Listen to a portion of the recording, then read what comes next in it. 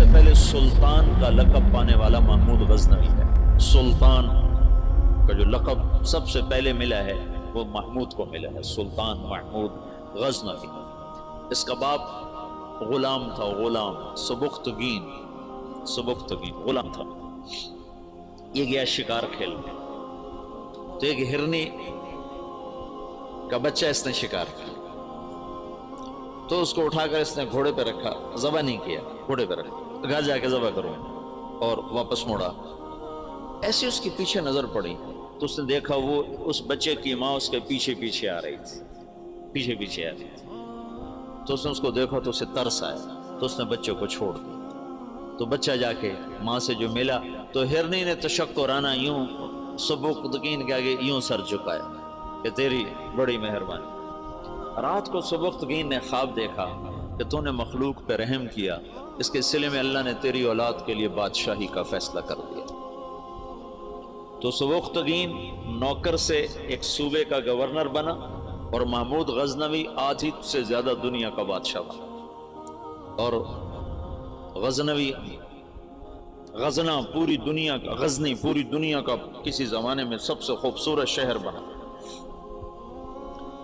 محمود 33 سال کی حکومت کے بعد فوت ہوا ہے، 416 ہجری میں۔ 1974 میں غزنی میں زلزلہ آیا اور محمود کا مزار بھی ٹوٹ گیا، قبر بھی پھٹ گئی۔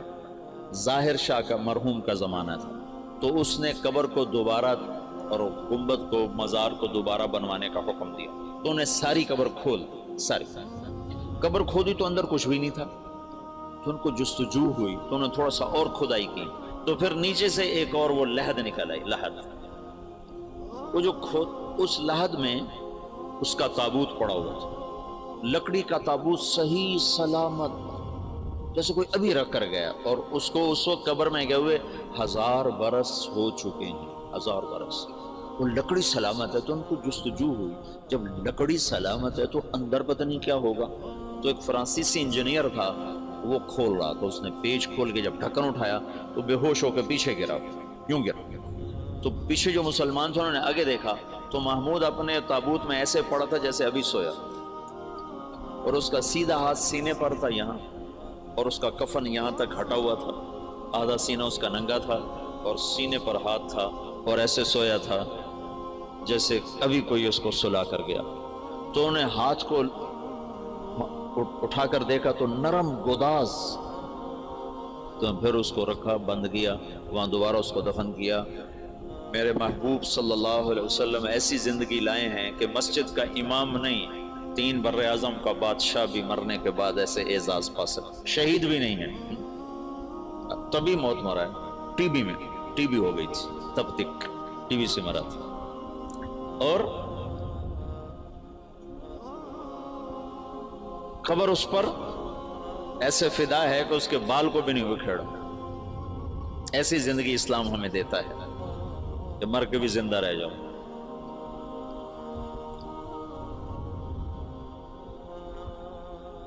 تو شہاب الدین غوری پھر پہلا بادشاہ ہے جس نے باقاعدہ، محمود کی مثال ہے جیسے کسی نے ہل چلا کر زمین برابر کر دی۔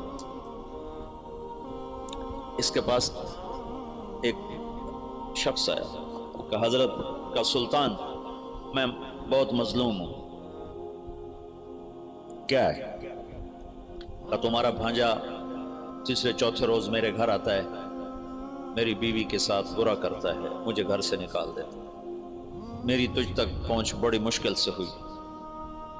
تو معبود کا رنگ غصے سے سرخ ہو، اس نے کہا آئندہ جب ایسا واقعہ ہو فوراً میرے پاس آ، اور درباریوں سے کہا یہ شخص جب پہنچے، میں سو بھی رہا ہوں تو مجھے اٹھایا جائے۔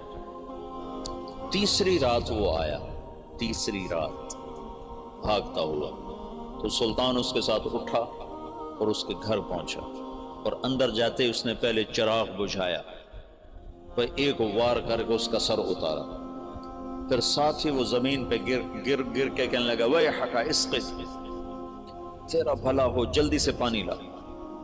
تو بھاگ کے گیا، پانی لایا، پانی پہ کہنے لگا چراغ جلاؤ۔ چراغ جلایا تو مقتول کو دیکھ کر اس نے کہا الحمدللہ، تو اس نے پوچھا سلطان یہ کیسے ہوا؟ میں کچھ باتیں سمجھنا چاہتا ہوں۔ تم نے چراغ آتے ہی بجھایا، قتل کر کے زمین پہ گر گئے، پانی مانگا، اس کو دیکھ کے الحمدللہ کہا، یہ کیا مسئلہ ہے؟ تو محمود نے کہا جس دن تم فریاد لے کر آئے تھے میں نے قسم کھائی تھی نہ کھاؤں گا، نہ پیوں گا، نہ سوؤں گا۔ میں 3 دن سے بھوکا بھی ہوں، پیاسا بھی اور جاگا بھی ہوں کہ جب تک تیری مدد نہ کر لوں میرے اوپر کھانا پینا سونا حرام ہے۔ آج تیسری رات کا جاگا ہوا ہوں، ایک لقمہ کھانا نہیں کھایا، ایک گھونٹ پانی نہیں پیا۔ گرا میں اس لیے، پانی میں نے اس لیے، چراغ میں نے اس لیے بجھایا کہ اگر میرا بھانجا ہے تو میری تلوار کہیں کانپ نہ جائے، وار صحیح کرے، اور الحمدللہ میں نے اس لیے کہا کہ یہ میرے خاندان کا بھی نہیں چے جائے کہ میرا بھانجا ہو، یہ تو کوئی میرے نام پہ تمہاری عزت لوٹتا رہا۔